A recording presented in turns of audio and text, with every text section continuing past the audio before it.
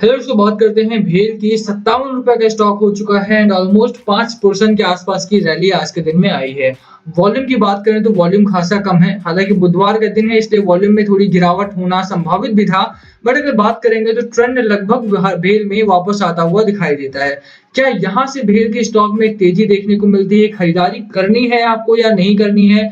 क्या होनी चाहिए आपका टारगेट यहाँ पर, और क्या बड़ी खबरें हैं हमारे सामने आपके लिए यहाँ पर? बात करेंगे सब कुछ एकदम डिटेल में। चलिए स्टार्ट करते हैं, बट उससे पहले अगर आप चैनल पे नए हो तो प्लीज चैनल को सब्सक्राइब कर दो and hit that bell icon ताकि आपको नोटिफिकेशन मिल सके। चलिए स्टार्ट करते हैं। बात करें भेल की। भेल यूजुअली ये बहुत बड़ी कंपनी है, बहुत बड़ा एक प्लेटफॉर्म है इनके पास जहां से ये various features and services offer करते हैं। एंड ये अगर आप देखेंगे तो यूजुअली ये जो निफ्टी मेटल से बहुत ज्यादा इन्फ्लुएंस रहती है ये इंडस्ट्री।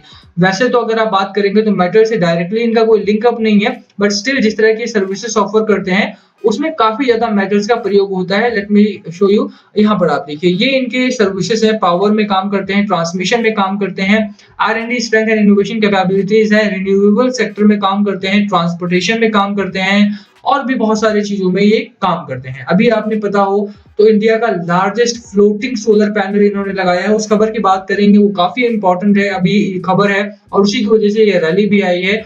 तो वो खबर क्या है वो आप देखिए, बट उससे पहले आप देखिए निफ्टी मेटल में जो ट्रेंड की वापसी हुई है उससे कहीं ना कहीं भेल के स्टॉक में भी एक अच्छी तेजी देखने को मिलती है।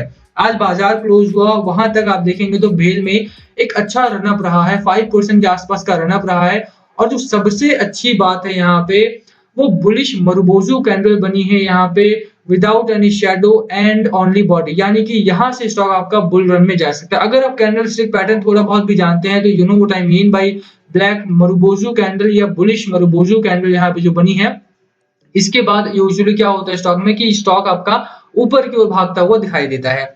अब दो तीन चीजें आपको यहाँ पर नोट करना पड़ेगा। पहला ये कि भेल बहुत टाइम से गिरावट में था, इस ये भी एक बड़ा कारण है कि यहाँ से जो वॉल्यूम है वो कहीं ना कहीं गायब देखने को मिलता है।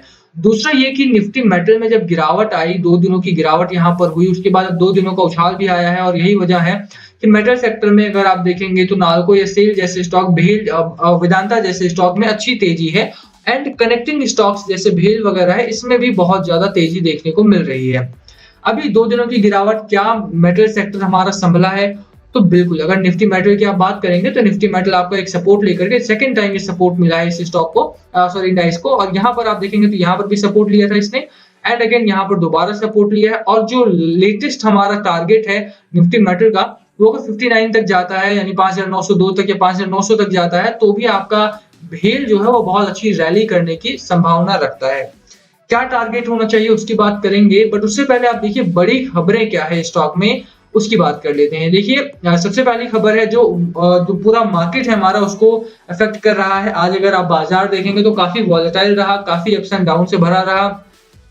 अगर आप निफ्टी 50 पर नजर डालते हैं तो काफी ज्यादा वोलेटिलिटी रही है, ऊपर गया बाजार, फिर से प्रॉफिट बुकिंग दिखाई दी, वही मतलब एक रेंज में आपका जो इंडेक्स था वो घूमता हुआ दिखाई दिया। और उसका कारण क्या था? कारण सिर्फ एक रहा कि फेड की जो मीटिंग है वो आज रात 11:30 है, मतलब वहां तो दिन होगा, बट आज रात 11:30 बजे उसका रिजल्ट आएगा या उसके बारे में बातचीत होगी, मीटिंग होगी और बॉन्ड के बाइंग के ऊपर वहां पर डिसीजन लेना है। अगर इसको अगली बार के लिए टाल दिया जाता है तो मार्केट अपनी रनअप में जाएगा। इसके ऊपर अगर नेगेटिव डिसीजन आता है तो यू नो कि मार्केट डाउनवर्ड जा सकता है, बट पॉजिटिविटी यहाँ पर कहीं ना कहीं देखने को मिल रही है। और जेरोम पवेल साहब के स्पीच अक्सर पॉजिटिव आती है और उसके बाद मार्केट में उछाल देखने को मिला है। तो कल के बाजार में लेकर ये काफी पॉजिटिविटी है। अगर स्पीच काफी अच्छी रहती है, सपोर्टिव रहती है और अमेरिकन बाजार उससे खुश लगता है तो उसका असर भारतीय बाजारों पर भी पड़ेगा। कल एक्सपायरी है तो वहां पर आपको थोड़ी बहुत अप्स एंड डाउन्स देखने को मिल सकते हैं हालांकि उसकी वजह से। बट बात भेल की करें तो भेल में यहाँ पर आप देखिए एक अच्छी खबर ये है कि सितंबर 16 की खबर है और इसका असर आज के दिन में क्यों हुआ उसकी भी बात करूंगा मैं।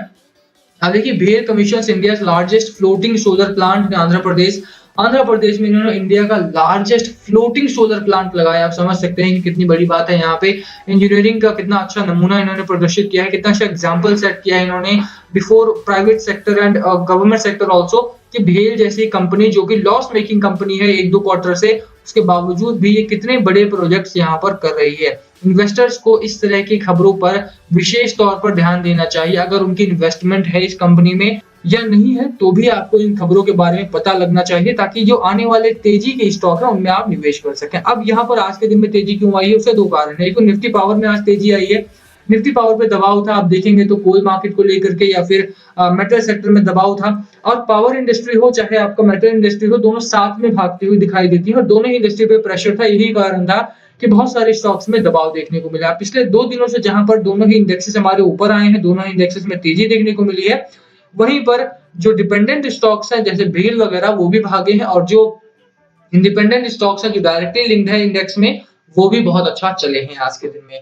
Located at NTPC Simhadri in Andhra Pradesh, the 25 megawatt floating SPV project covers an area of 100 एकड़ में लगाया गया है, भेल का ये कहना है यहाँ पर। और प्रोजेक्ट काफी ज्यादा सफल होने के चांसेस है। इस प्रोजेक्ट के ऊपर भेल की नजरें बहुत टाइम से थी, क्योंकि ये काफी पुराने समय से चला आ रहा था और ये पूरा होगा उसके बाद ही इनको नई फंडिंग वगैरह अवेलेबल हो पाएगी। और यही कारण था कि पिछले 2-3 क्वार्टर से लगातार जो कंपनी है वो लॉस में चल रही है। आप देखेंगे तो पिछली बार मार्च 2020 में इन्होंने प्रॉफिट शो किया था, सॉरी दिसंबर 2019 में, उसके बाद से लगातार इन्होंने नेट लॉस शो किया है। यही कारण है यहाँ पर कि इन्वेस्टर्स की थोड़ी सी भागीदारी कम देखने को मिलती है, थोड़ा सा भरोसा कम आता है। हालांकि अगर आप मेरी बात सुनेंगे तो यहाँ पर भेल मुझे सबसे ज्यादा पसंद आता है, क्योंकि एक तो आपको बहुत ज्यादा बुक वैल्यू से कम पर आपको ये स्टॉक अवेलेबल है, और भेल में इस समय पर बात भी चल रही है डिसइन्वेस्टमेंट की, जिसके बाद ये स्टॉक जो है आपका काफी अच्छे दामों पर दिखेगा ट्रेंड करता हुआ। तो खरीदारी करने की मेरी सलाह आपको यहाँ पर रहेगी। खबरें अच्छी हैं, इस वजह से शॉर्ट टर्म के लिए खरीदारी की जा सकती है, 2 से 3 महीने के लिए, इससे ज्यादा के लिए नहीं। बाजार वॉलेटाइल है, उसके बाद आप देखना है कि अगर वो स्टॉक अभी भी रन अप में रहता है तो बिल्कुल रखें स्टॉक को, वरना निकाल दें। वैसे मुझे लगता है कि अब भेल के अच्छे दिन शुरू होने वाले हैं। सपोर्ट की बात कर लेते हैं एक हम, तो आपका जो सपोर्ट है वो 54 रुपीज के आसपास है, यहाँ पर अराउंड 54 रुपीज। एंड अगर आप पहला रेजिस्टेंस जोन देखेंगे तो पहला रेजिस्टेंस जो है 59 का है। सेकंड रेजिस्टेंस की अगर आप बात करेंगे तो 66 का, यानी 2 रेजिस्टेंस फेस करेगा स्टॉक आपका। पहला जो स्ट्रॉन्ग रेजिस्टेंस है वो आपका यही है 59 रुपीज का, यहाँ से निकलता है स्टॉक आपका तो आसानी से 66 का टारगेट लेकर के आप चल सकते हैं। बात करें आरएसआई की, 53 का आरएसआई है, बहुत स्पेस है यहाँ पे डेली ट्रेंड में। अगर आप शॉर्ट टर्म के लिए स्विंग ट्रेडिंग करना चाहते हैं तो भेल एक अच्छा ऑप्शन आपके सामने हो सकता है। अगर आप 2 से 3 महीने के टारगेट की बात करें तो 92 रुपीज का टारगेट यहाँ पर भेल के सामने आ रहा है, और उस टारगेट से पहले एक और टारगेट है 76 रुपीज का। तो 2 टारगेट्स हैं यहाँ पे, पहला 76 का, सेकंड 92 का। मुझे लगता है कि स्टॉक आपको दोनों ही टारगेट जल्दी ही ला करके दे सकता है। स्ट्रेंथ है स्टॉक में, वॉल्यूम है स्टॉक में, और इन्वेस्टमेंट भी आई है इस स्टॉक में। यही कारण है कि यहाँ पे बड़े ब्रोकरेज हाउसेस भी इंटरेस्टेड दिखाई देते हैं और उन्होंने अपनी शॉपिंग लिस्ट में रखा है इस स्टॉक को। बात कर लेते हैं इसके वीकली चार्ट पैटर्न की, तो अगर आप इसे वीकली पर भी देखेंगे तो भी स्टॉक आपका ठीक ठाक एक बुलिश पैटर्न में बनाता हुआ दिखाई देता है। आप देखिए यहाँ पे स्टॉक लगातार यहाँ पर सपोर्ट ले रहा है, ये पॉइंट है आपका जो सपोर्ट ले रहा है जहां पर, और इसके ऊपर निकल रहा है। लगातार गिरावट हुई थी स्टॉक में और उसके बाद सपोर्ट बना करके जब ये सस्टेन कर रहा है, इसका मतलब है कि यहाँ से एक तेजी आने की कोशिश करेगा। हैमर कैंडल बना, उसके बाद ऊपर की ओर भाग रहा है स्टॉक आपका। स्लो ग्रोथ है वो है यहाँ पर, क्योंकि निफ्टी मेटल में भी प्रेशर था और निफ्टी पावर में भी प्रेशर था यहाँ पे पिछले दिनों। मार्केट वोलेटिलिटी में था और फेड की मीटिंग की वजह से ये हफ्ता हमारा काफी वोलेटाइल भी रहा है, ये भी कारण है। फेड की मीटिंग के बाद यहाँ पर एक्सपेक्टेड है कि मार्केट में एक अच्छी स्ट्रेंथ देखने को मिलेगा और स्टॉक मार्केट भी भागेगा और साथ में भेल भी भागता हुआ दिखाई देगा। आप देखेंगे तो मैगडी भी आपका कहीं ना कहीं एक न्यूट्रलिटी पैटर्न बना रहा है, यानी कि इसके बाद ये भी बुल रन में जा सकता है। तो खरीदारी कीजिए, 76 का टारगेट लेकर के चलिए। अच्छा स्टॉक है, निराश नहीं करेगा। शॉर्ट टर्म यानी 2 to 3 मंथ एटलीस्ट बाय करना है, इससे कम के लिए बाय मत करना है यहाँ पे। बाकी लास्ट कॉल आपका होना चाहिए, बाय करना है, सेल करना है या होल्ड करना है, क्या है आपकी स्ट्रैटेजी, प्लीज कमेंट करके शेयर करना। अब वीडियो यहीं खत्म करते हैं। पसंद आई तो लाइक करना, चैनल पे नए हो तो सब्सक्राइब किए बिना मत जाना। Thank you for watching and yes please comment below, पूछना हो तो। Thank you.